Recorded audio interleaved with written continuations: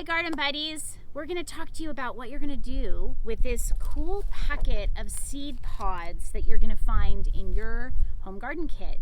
They say for exploration, which is what we truly mean, so you are going to want to use your magnifying glass and your tweezers for super good exploration. You may find a variety of these seeds that we have here in your packet. So you might find a cardoon, you might have a long bean, some amaranth, you may have something that is from a tree like this called a redbud, and maybe some other examples of these smaller little winged seeds and or some fava beans. But you also have seeds that you can explore in your house, which include things that you find in fruit, like this cucumber, or this tomatillo, or this tomato.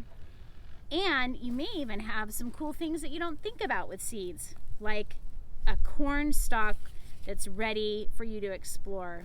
So one of the things that I really want you to pay attention to is how these seeds would get from where they are in their fruit to another location, because that's what we're talking about, plant life cycle, right?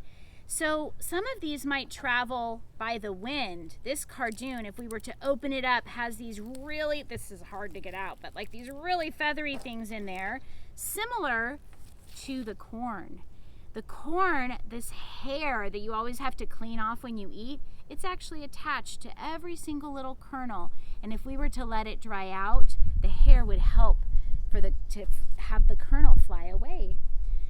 These, well, look at that. If you dropped one of these, I wonder, it might float in the air, similarly to some of these that are winged. They might fly. So thinking about how these seeds travel is really important. The last thing to think about is, if a seed can't fly, can it stick to something? Can it be eaten by something and travel with that animal? What are the other ways that a seed might get to another location and grow a brand new plant? So please explore well, find lots of cool things in your seed exploration packet and also in your house. Hope you have fun exploring.